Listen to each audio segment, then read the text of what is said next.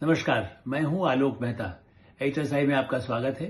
हमारा अनुरोध है कि आप एचएसआई देखें, लाइक करें, सब्सक्राइब करें, मित्रों को, ग्रुप्स को फॉरवर्ड करें और उनसे भी आग्रह करें कि वे भी सब्सक्राइब करें ताकि अधिकाधिक दर्शकों तक नियमित रूप से हमारी बात पहुंच सके।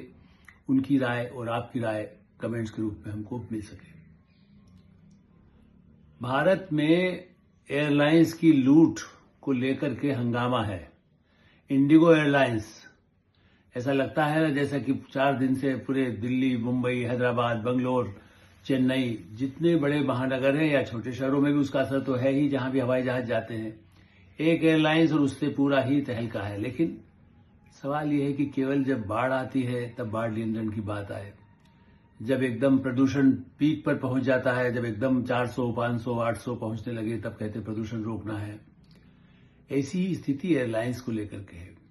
ठीक है, इस पे सरकार कुछ कर रही है, उसकी बातों पर तो हम जाएंगे ही कि इंडिगो का क्या है, लेकिन मैं थोड़ा सा पृष्ठभूमि बताना चाहता हूं, क्योंकि ऐसा नहीं है कि ये पहली बार हो रहा है कि एयरलाइंस ने इसने अपना गड़बड़ कर रहा है। मेरे टिकट दिल्ली से मुंबई के टिकट जो है वो 80,000 रुपए तक पहुंच गए हैं आज, एक तरफा के, 2 तरफा के नहीं।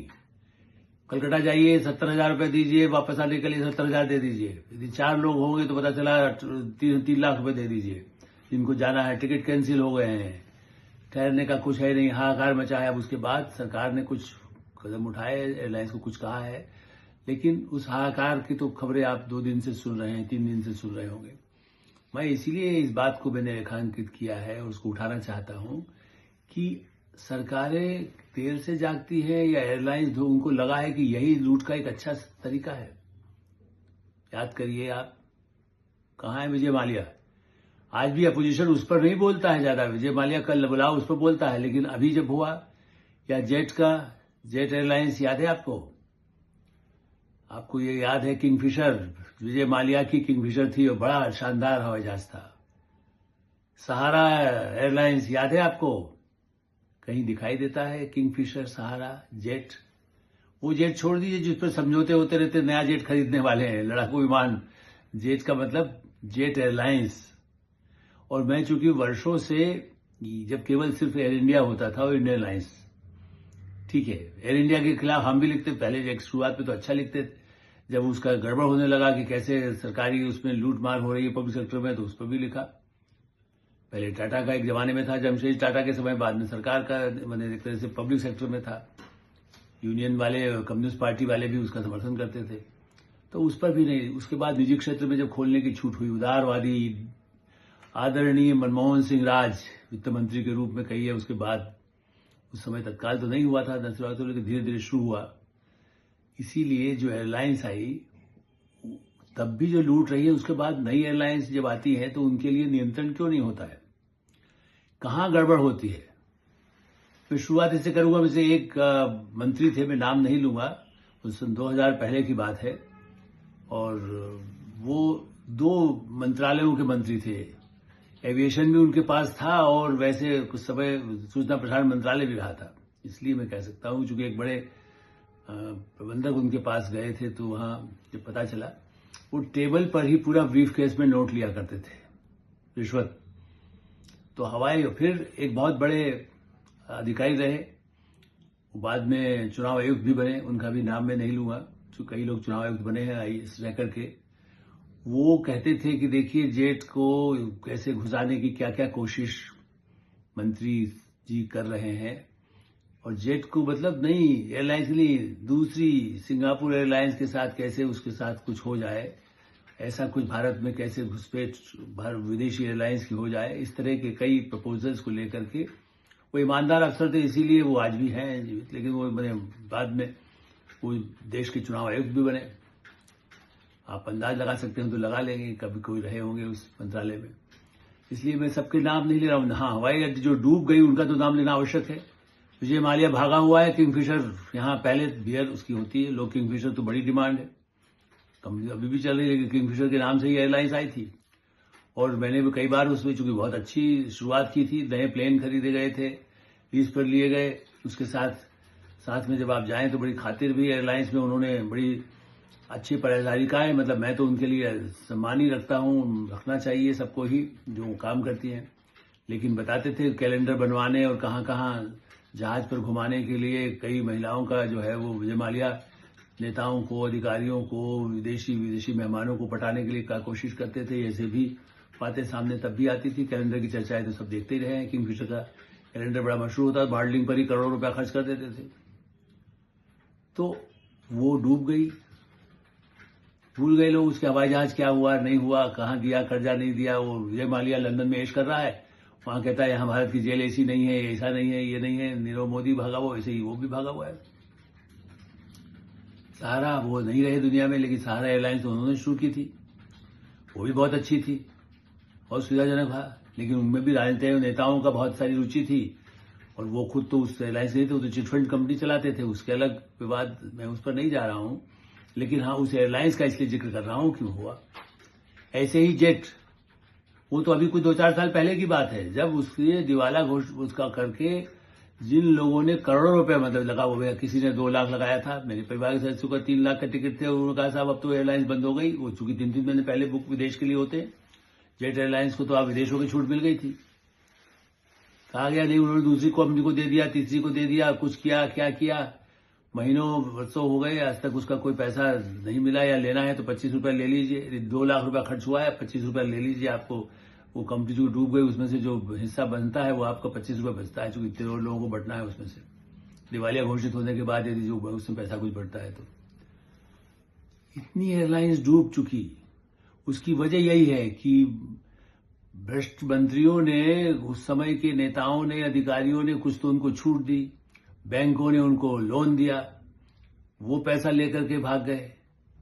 फिर जब ऐसी स्थितियां होती है तो एक नहीं है, एविएशन की कहानी पुस्तकें लिखी गई है, मतलब बाकायदा एक पत्रकार ही रहे हैं मिस्टर भार्गव, जितेंद्र भार्गव। उन्होंने तो पूरा जो घोटाला होता है मंत्री का सिविल एविएशन में, हवाई अड्डे उसमें, एयरलाइंस का, वो खुद एयरलाइंस के बोर्ड में भी आ गए थे एयर इंडिया के। तो उन्होंने उस घोटालों पर बड़ा ही दस्तावेजी टाइप बातें लिखी, वो विवाद में तो पड़े बहुत, वो भी चूंकि आपत्ति तो होती है, हर चीज के सबूत तो नहीं मिल सकते, लेकिन हाँ चूंकि विवादों में आए इसलिए मैं सिर्फ उसका जिक्र कर रहा हूं कि वो पुस्तक भी विवाद में आई, बैन कर दिया जाए, ये कर दिया जाए, ये तक हुआ। तो कोई भंडाफोड़ भी न करे, बोले भी नहीं और लूटने दिया जाए।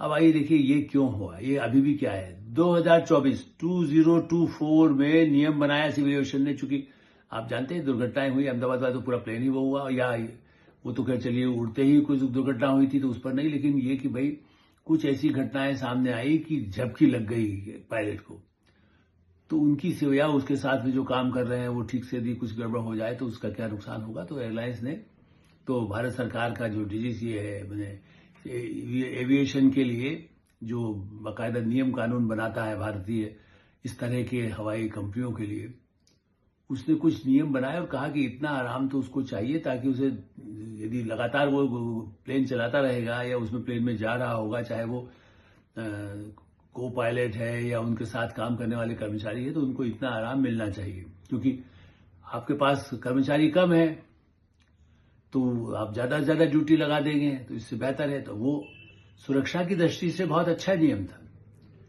आपको मालूम है आज ये इंडिगो का हल्ला होने के बाद कहा गया नहीं, अच्छा उस नियम को हम स्थगित कर देते हैं, इंडिगो जी आप अपना लोग आपके पास कम है ना तो कर लीजिए।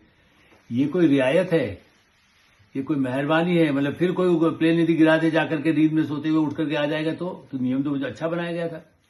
अब चूंकि उन्होंने रोना दे दिया कि साहब हमारे पास एम्प्लॉइज कम है इसलिए ऐसा हुआ, लेकिन रहस्य जानिए, उस पायलट्स की कमी नहीं है जो मैंने जानकारी प्राप्त की, बहुत ऐसी बड़ी भारी कमी नहीं है। ये ठीक है कि कहीं मौसम खराब है उसके बाद उनको बैठा रहना पड़ा, उनकी एक ड्यूटी के जितने होते हैं वो छोड़ के चले जाते हैं, तो हमारी ड्यूटी खत्म हो गई वो।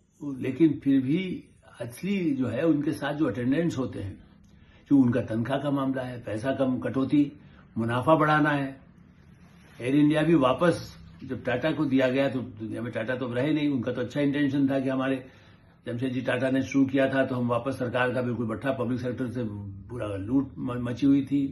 यूनियन के नाम पर कम्युनिस्टों ने तो काम यही किया, यूनियन से पैसे वसूल करते हैं कम्युनिस्ट, माओवादी और कम्युनिस्ट का काम यही था।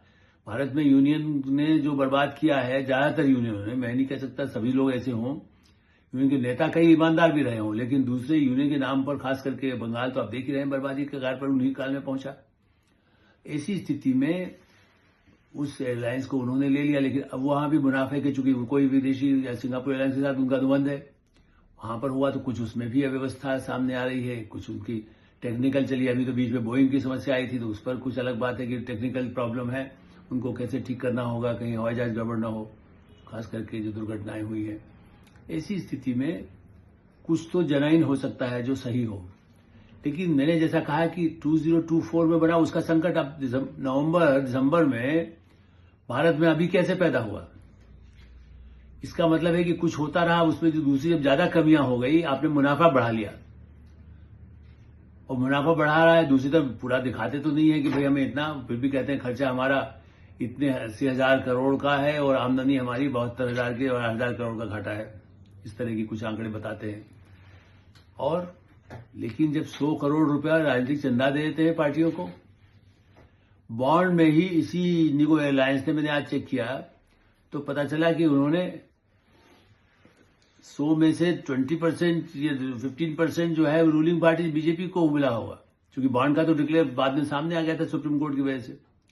ज्यादातर तो अपोजिशन को मिला, इसीलिए अपोजिशन नहीं हल्ला मचा रहा है उस पर। मैं आरोप नहीं लगा रहा हूं, लेकिन ये तो बॉन्ड है, आप देख लीजिए कहीं निकाल करके कि इंडिगो के मालिक ने, नाम भी नहीं मिल रहा हूं, मानहानि का मुझे कोई वो नहीं शौक है, लेकिन मैं कह रहा हूं कि किसने कितना दिया ये रिकॉर्ड में है, इलेक्शन का भी या बॉन्ड क्लियर होने में। हल्ला बॉन्ड पर भी बहुत मचाया कांग्रेस पार्टी ने भी, दोनों पार्टियों ने, लेकिन उन सबको कितना चंदा मिला, कितना कितना मिला अलग, आप ये कह सकते हैं किसको ज्यादा मिला, लेकिन ज्यादा देखा जाए तो अपोजिशन टोटल, मैं एक पार्टी का नहीं कह रहा हूं भाई, आप तो टोटल पे जोड़ेंगे, टोटल अपोजिशन को ज्यादा मिला, रूलिंग पार्टी को भी मिला, ऐसा मैं नहीं कह रहा हूं बीजेपी को नहीं मिला होगा, लेकिन उसको पालन नहीं किया गया।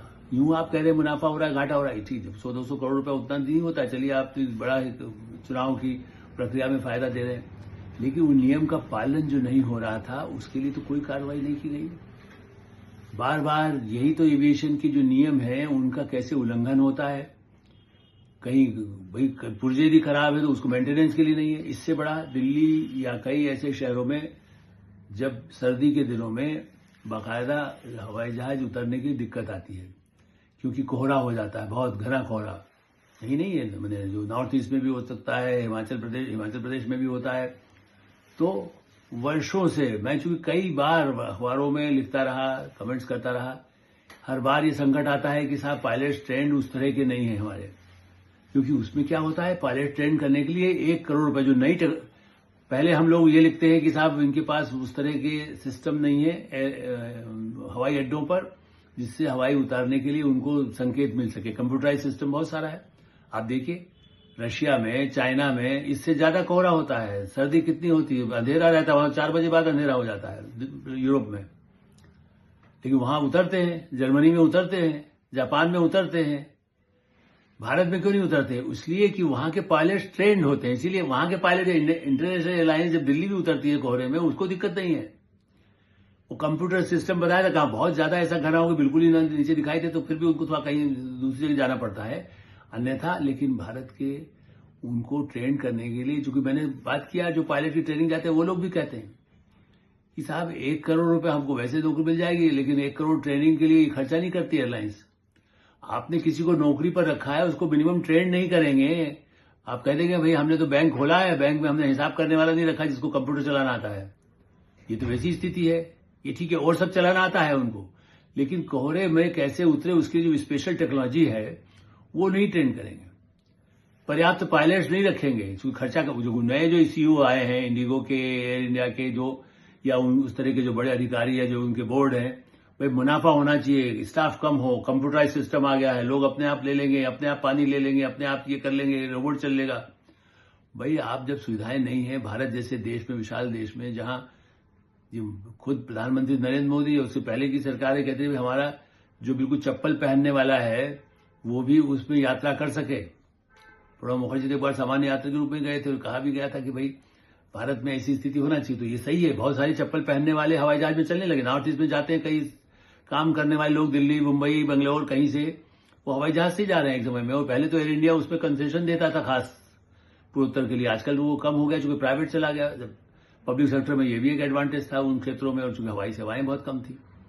तो मेरा कहना है कि जब चप्पल पहनने वाला भी जा सके, और अब लेकिन एयरलाइंस अपनी लूट करती रहे, उनके नियम के पाबंदी, जैसा कहते हैं ना भाई आप प्रदूषण हो रहा है तो उसको रोकने के लिए समय पर नहीं करिए। अब कहा जा रहा है इंडस्ट्रियल एरिया को नहीं करेंगे तो हम तो कार्रवाई करेंगे। अरे भाई पहले इतने सालों से हम लोग लिख रहे हैं, 50 साल से छपते छपते कोर्ट कह चुका तब नहीं होता है। उसी तरह से हवाई एयरलाइंस का उनको जो लाइसेंस दिए जाते हैं उन नियम का पालन न करने पर तुरंत क्यों नहीं उन पर कार्रवाई होती, उनके मालिकों उनके प्रबंधकों पर क्यों नहीं होती। आज यदि 2-2 लाख का टिकट लेना पड़ रहा है तो ये उनसे क्यों नहीं कहा जाता कि आपको 5 लाख रुपए देना पड़ेगा। आज उनको अभी स्पेशल आप कुछ व्यवस्था करिए।